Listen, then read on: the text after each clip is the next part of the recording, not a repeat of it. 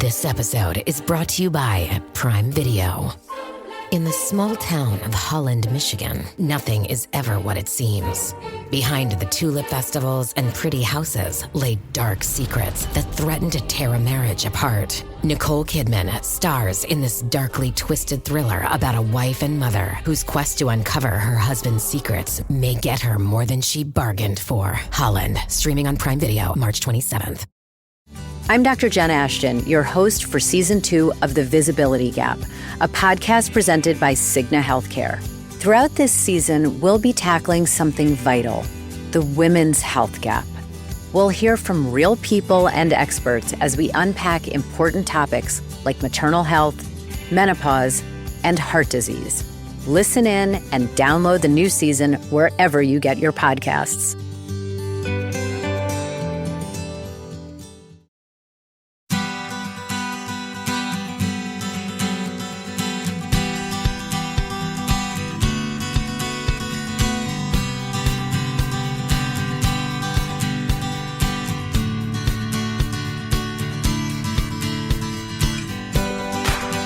Welcome to the Parent Footprint Podcast with Dr. Dan. I'm your host, Dr. Dan, and I'm excited to talk to you today about a very important topic, creating an environment of well-being, the mindful way. But first, let me tell you a little bit more about Parent Footprint and what we believe here.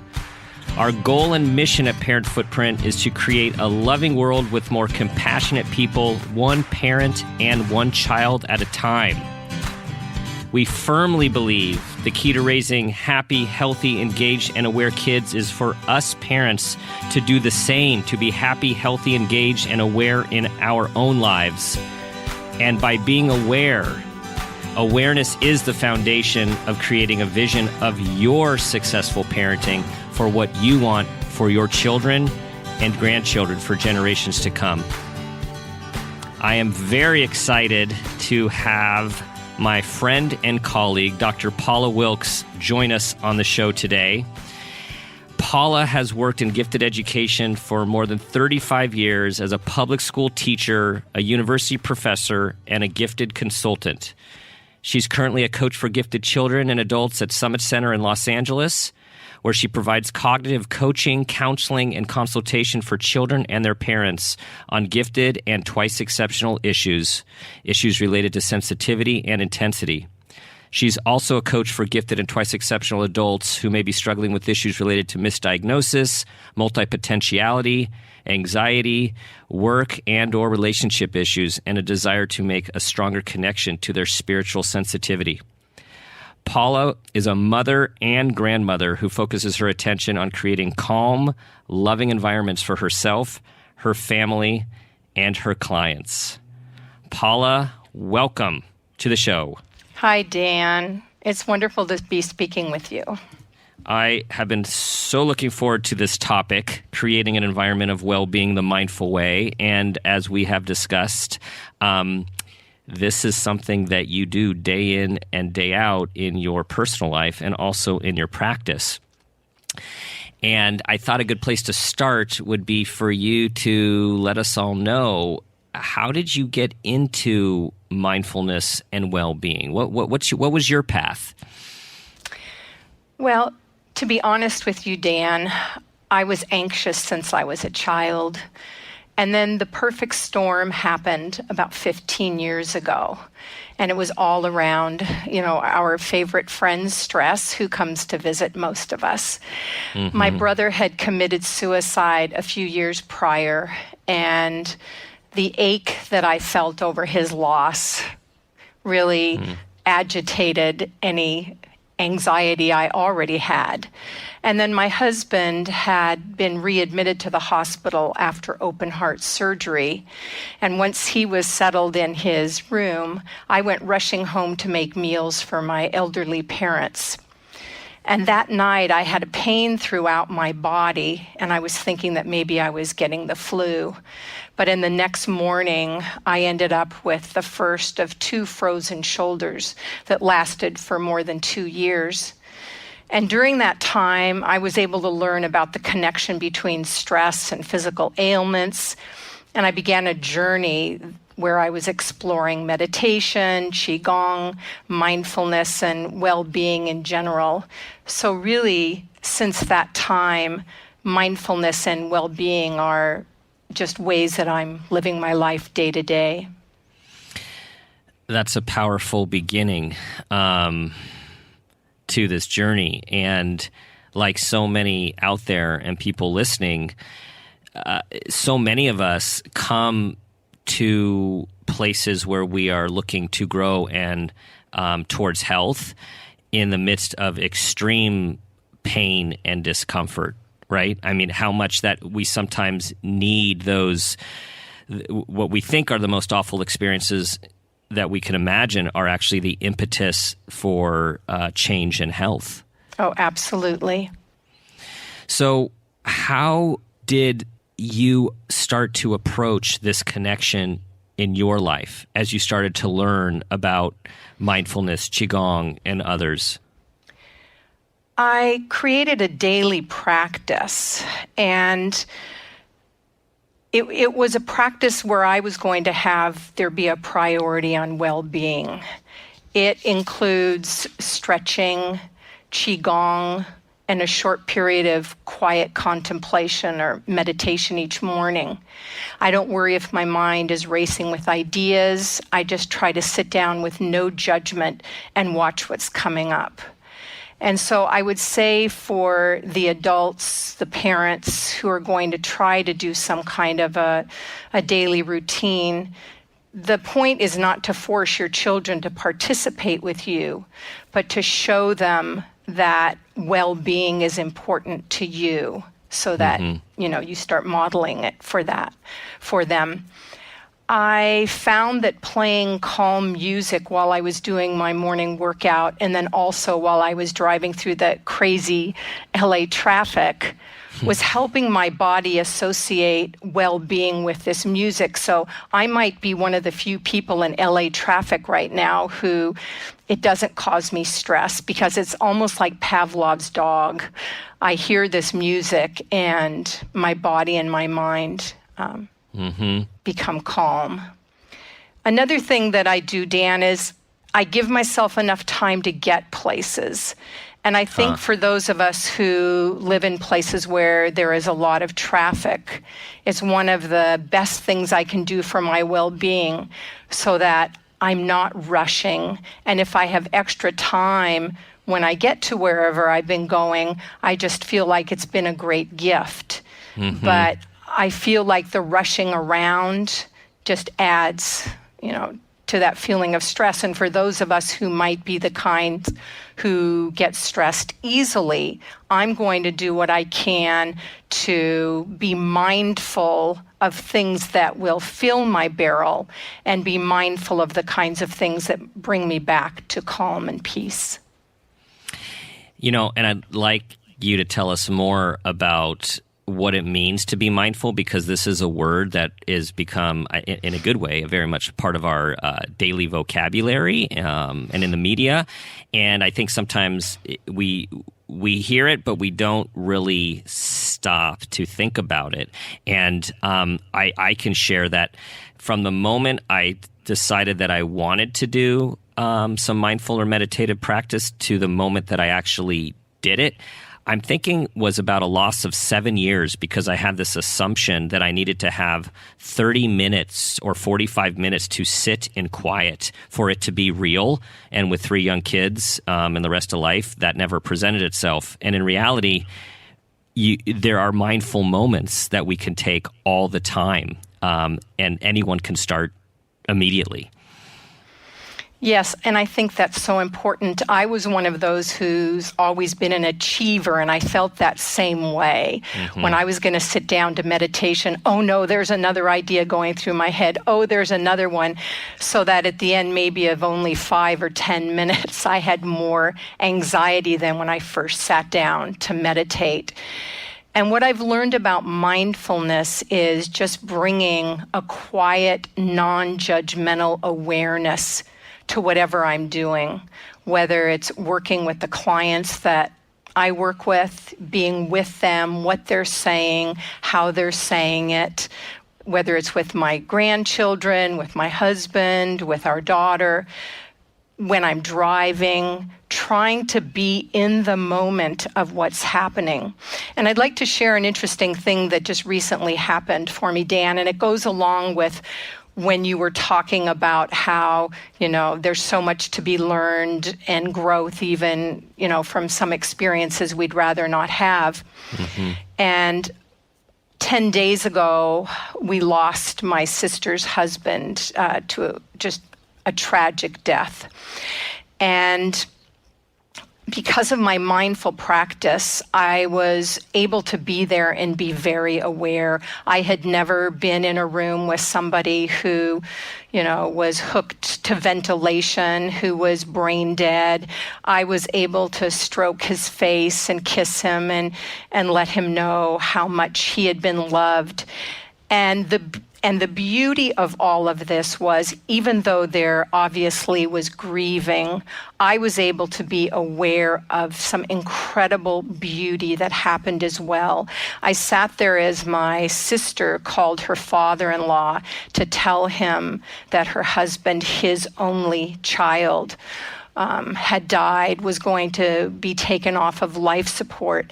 I was able to watch the facial expression and hear the tone of voice in the young doctor who was explaining to us that Alan was no longer alive.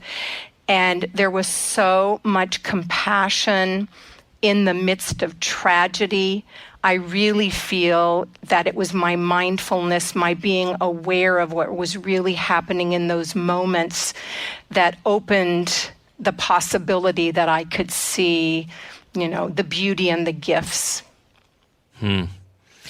That, and of all situations, that is one where there is usually so much emotion of all kinds. So to be able to be still and quiet in the midst of all that, I imagine was a unique experience for you, or something new in these sorts of situations? The thing that is so interesting, when we worry into the future, mm-hmm. we're not bringing any of our support systems, any of the resilience and perseverance that we have. So if I had worried into the future, what would have happened if I'd been in this situation? I probably would have been panicked.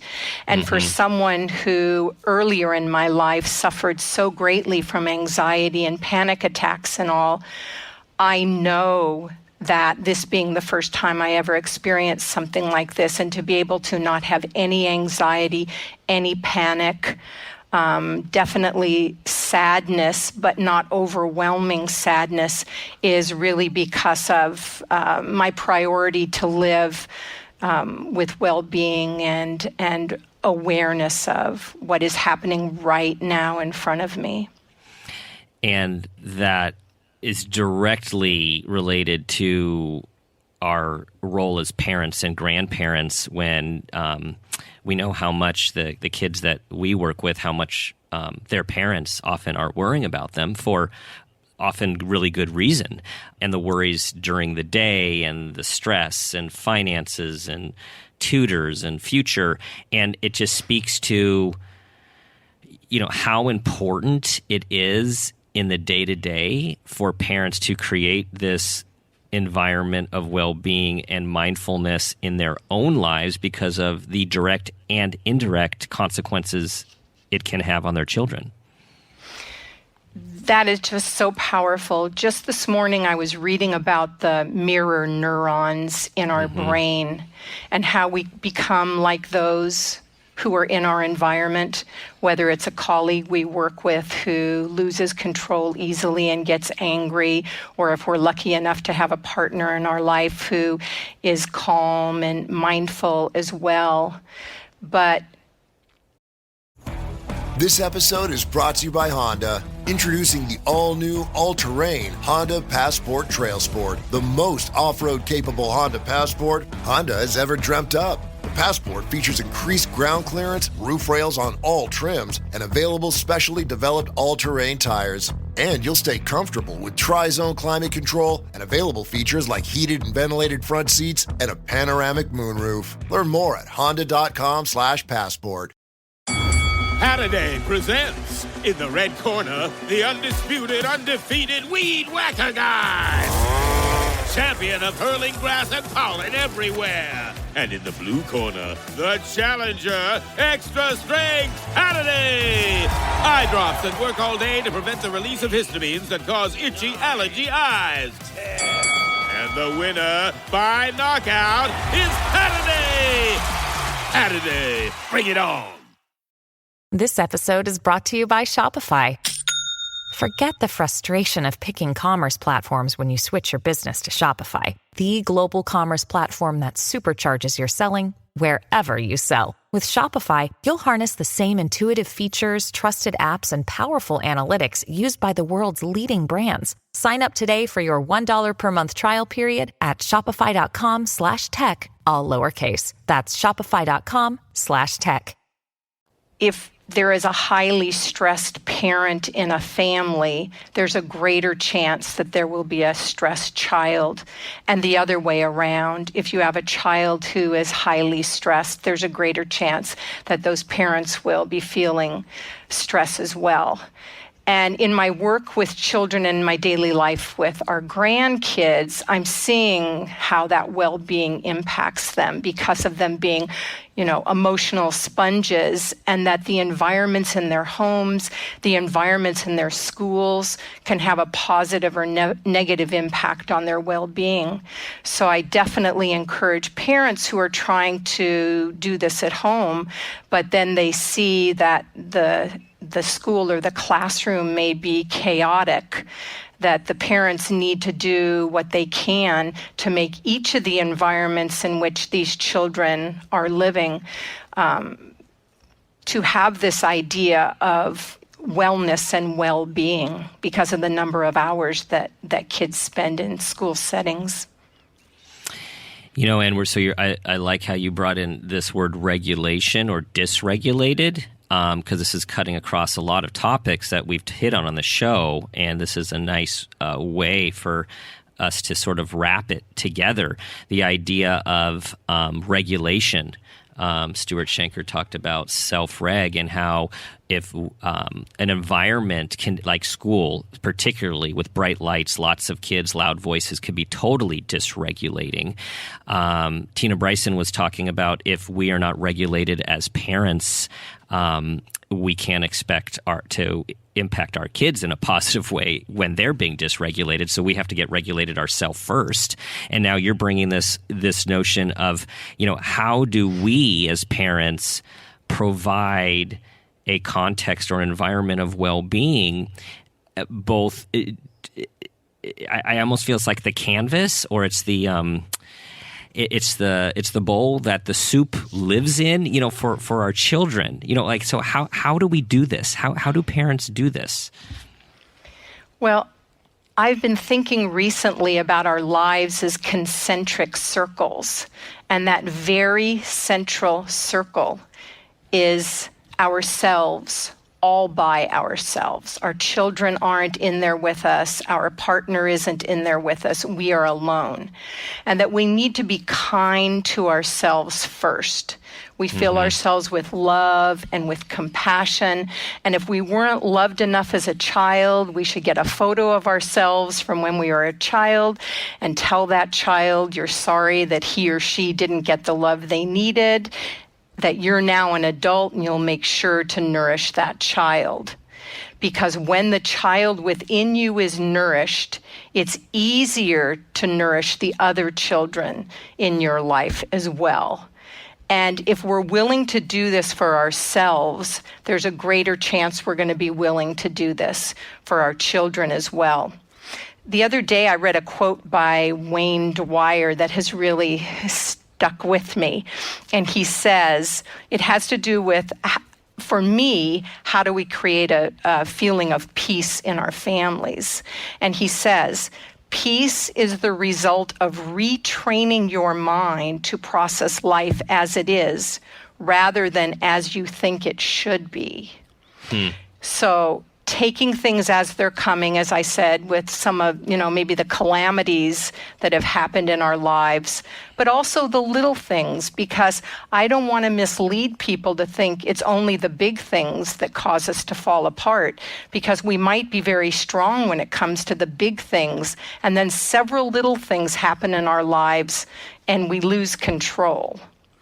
So to show kids, you might have hoped something different was going to happen, but this is the way things are now, and how to process things the way they are. And I think really the modeling is such a big thing. If I could go back and do it again, our daughter would have had a mother who wasn't as anxious as I was, but now she's able to watch. I'm in my mid-60s, how I've been able to change my life, how just because we were anxious at one point in our life doesn't mean that that's the way it's going to be forever. Mm-hmm.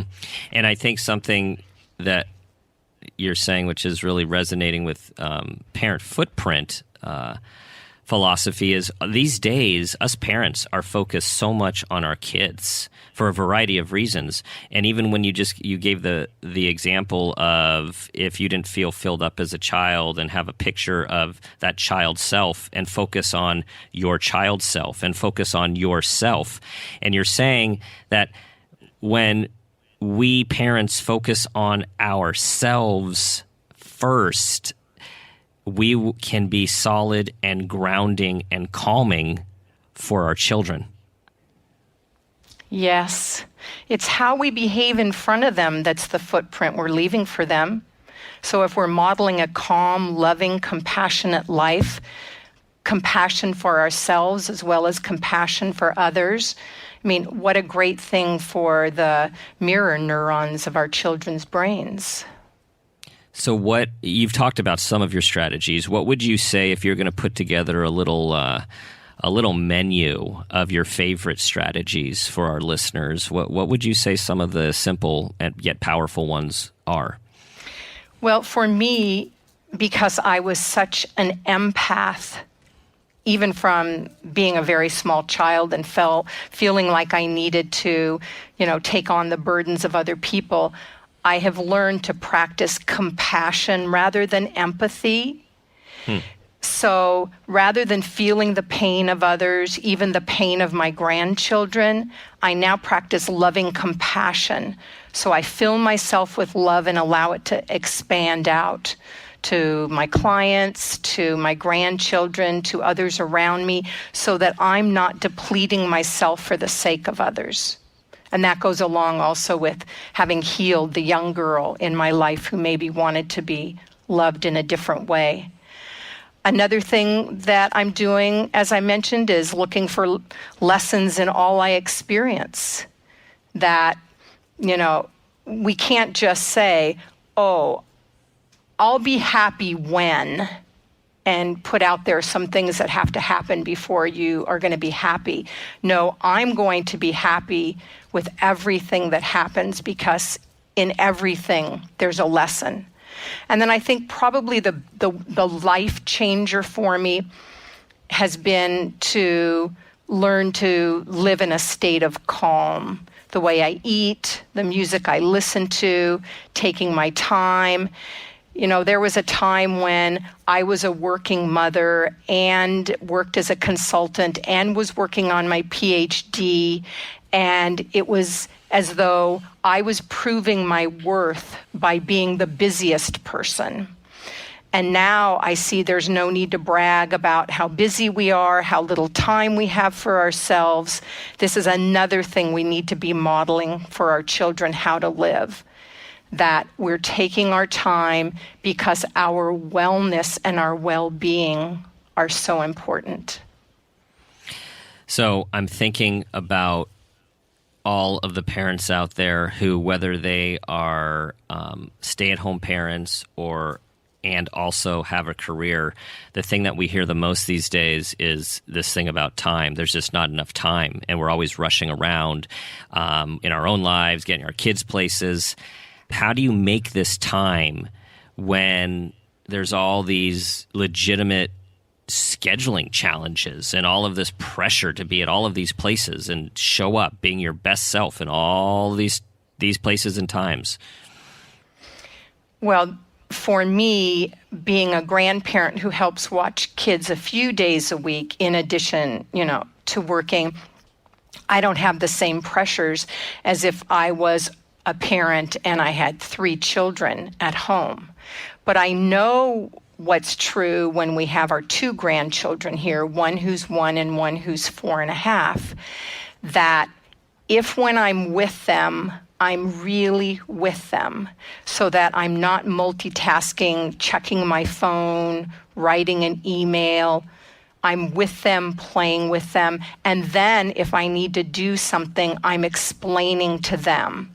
Nana needs a little bit of time right now because I need to do this, and then I'm going to come back and we'll do whatever. Trying to be respectful even when they're very young. Mm-hmm. And I get up at 5:30 in the morning, even when there isn't anything I'm going to be doing maybe that day until noon, and I'm doing my morning routine because it's a really important way for me to begin. And when we go on a vacation, I'm still doing those things because well-being is important no matter where I am.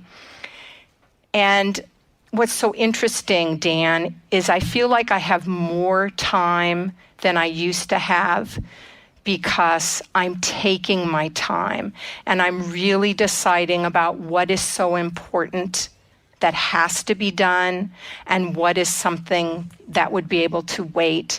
And one of the interesting things about that is I'm finding that had I done something knee-jerk style, I just have to get it done right now, it may not have had the same kind of thought percolating of ideas as when I give time for things to happen.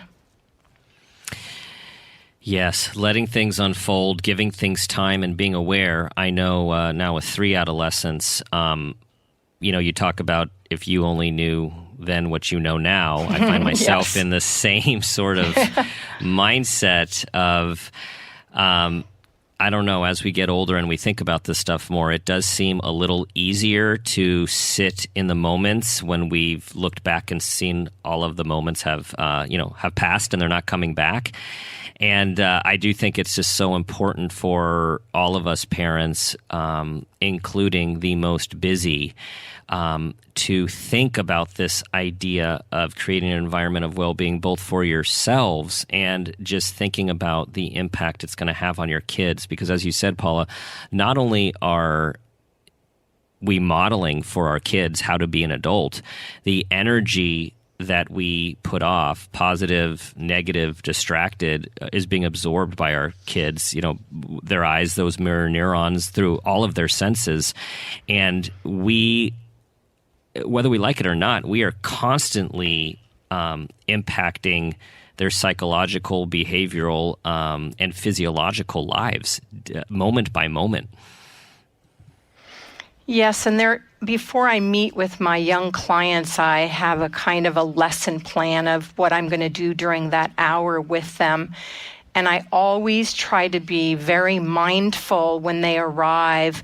Have they and their parents just rushed over quickly? Do they need a chance just to sit and unwind? Maybe they have something they want to tell me from their personal life or their school life. And because I want them to get into a really relaxed place so we're not pushing. And then cognitively, all they're able to accomplish is really amazing. So I would hope that parents might do this, whatever homework time is, that it not be done in a really pushing, stressful way with parents that, maybe they're going to take 5 or 10 minutes just to find out how the child's feeling about doing that assignment that day, or what maybe is bothering them, so that when the child unloads with something emotional they needed to share, they're more cognitively prepared to do the work that they're being asked to do. So if your current self, your wise current grandmotherly self, could say one thing to your 40-year-old self, what would it be? Well, as I mentioned, I look back at what I could have been like as a mom if I had known how to take my time and life didn't have to be so rushed and there was a way for me to deal with my own anxiety. And what this older self knows now is that my daughter and grandchildren are deeply loved and that my mindfulness well-being practice has enabled me to see them as separate and unique individuals, and they don't need the pressure of having to measure up to any preconceived idea or criteria that maybe I felt there needed to be when I was just the mom, and that they're not representatives of me. They're representing their own unique and wondrous journeys, and I'm here to celebrate the good fortune that I have to share in this portion of that journey. And I think it's because I'm putting myself in the center and loving myself that way that I don't have to measure up to anybody else's preconceived criteria either. That it allows me to have that spill out into their lives and those of my clients. So that's what I would have encouraged my younger self to do, is maybe nourish myself first so that I could then do that to my own daughter. You hear that, parents? Nourish yourself first. I can see that in bold right now, Paula. Nourish yourself first. All right, I can't believe it, but we're down to our final meaningful question, or it's a question and it's a moment. It's the parent footprint moment.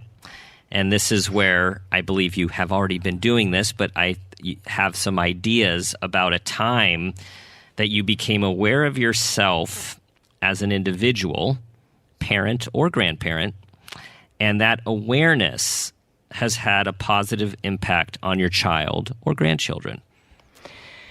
So I think because my daughter has watched over the last 15 years how I've been evolving through this process of self-awareness and well-being. She experienced the anxious mom when she was younger, that when it came a time in her own career where she was a young attorney with a child and already a partner in a law firm, and she felt that she needed to nourish herself in another way, that it wasn't going to be so important what other people thought of her as whether or not she was an attorney or doing something else. She found something different and even better and more nourishing for her to be doing in her life. And so I think my own awareness and nourishing myself helped her begin to do this when she's only in her 30s. And I feel so grateful, even though it was late in coming for me, to be able to be watching that now in my own daughter. You know what I love about that story is a lot of our guest parent footprint moments are about when their kids were young. And this is just a perfect example of how, our parenting, it doesn't stop. And because you were able to make the changes that you did and have and create the awarenesses and space in your life of this well-being in your life, it had a positive impact on your daughter in how she viewed herself and what she needed or did not need out of her career. Yes, that is beautiful, Dan. I see that as well. Very cool. So, as you all know from listening to these podcasts, we are all about increasing awareness. And when we have increased self-awareness, we can be mindful of our own emotion, our own behavior, and the impact it is having on our children. And as Paula has pointed out today so eloquently, when we can nurture ourselves, focus on ourselves, be aware of ourselves, there is only potential positive impact for our children. Paula, This show is exactly what I thought it would be in our discussion. I am so grateful for this conversation today. And for everyone out there, Paula is a wise sage. And Paula, where can people learn more about you and contact you? They can go to my website, which is coachingthegifted.net. And through that site, there is a place that they can send me an email message, and I'll be sure to get back to them. She always does. I encourage everyone to do so. Thank you, everyone, for joining us today. Join us on our mission to create a more loving world with more compassionate people, one parent and one child at a time. Be kind to yourself. Nourish yourself. Be the adult you want your children to become. Feel free to check out our website, www.parentfootprint.com. We look forward to bringing you more insightful podcasts. And as always, I will leave you with this guiding question. What footprint do you want to leave?